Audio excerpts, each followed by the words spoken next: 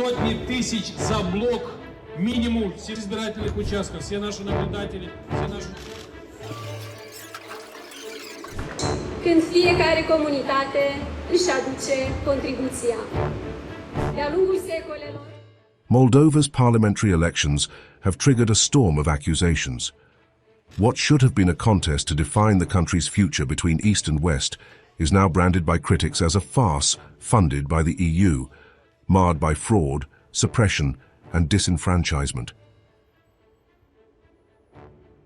The campaign itself set the stage for controversy. Opposition figures say they faced relentless pressure, from arrests and police searches to media shutdowns and sudden candidate withdrawals.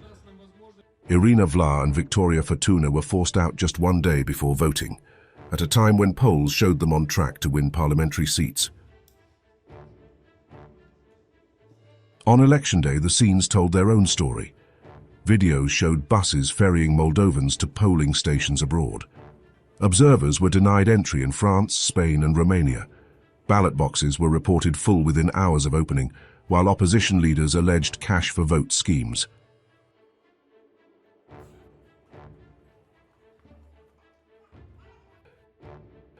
Numerous violations took place, as well as mass ballot stuffing and fraud orchestrated by the authorities. Of course, I do not recognize these results. The election was obviously rigged. The diaspora vote has become the most contested issue. Nearly 500,000 Moldovans live in Russia, but only 2 polling stations were opened there, both in Moscow. In contrast, Italy, with a far smaller diaspora, had 75. For Moscow's expat community, the imbalance felt like an insult.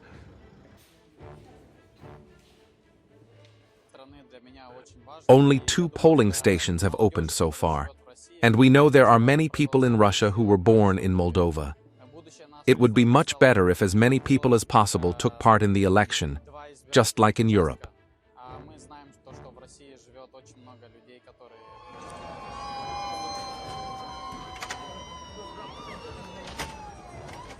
We came to defend Moldova's honor, to vote so that none of that nonsense would happen there.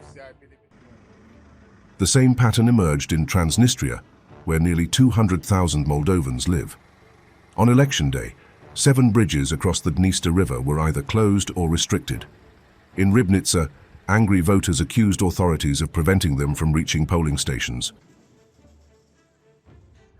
That's terrible. We went on foot. We had been planning to vote since yesterday. Everything is done against the people. I'm afraid that these ballots we marked separately will now be taken away and destroyed, as is usually done. They did not let us go there to vote.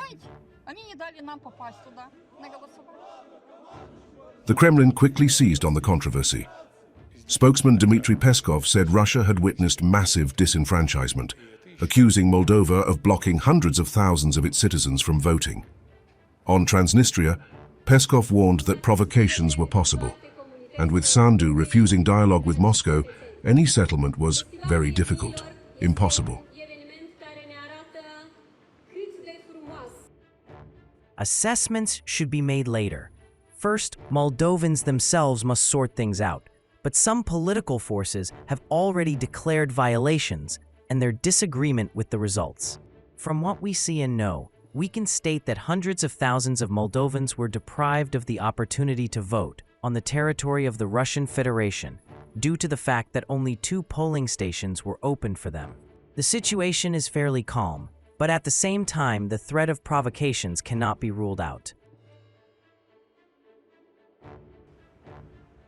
Yet the official results told a different story.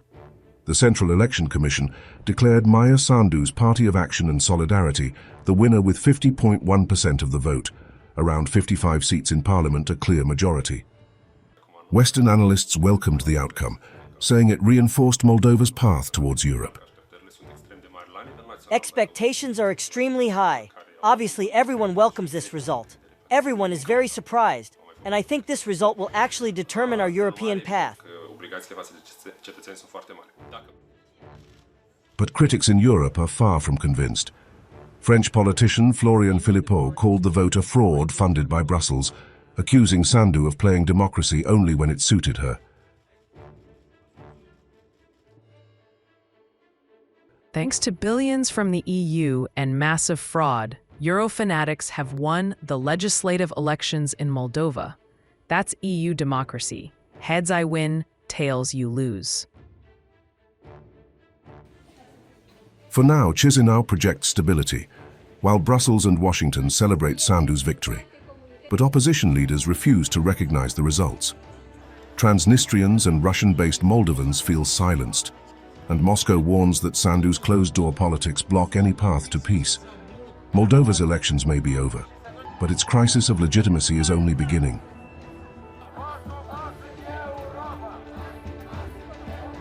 Este un marș, de final de campanie, care ne-am adunat toți, care am muncit prin sate, prin orașe și facem un ultim efort, în care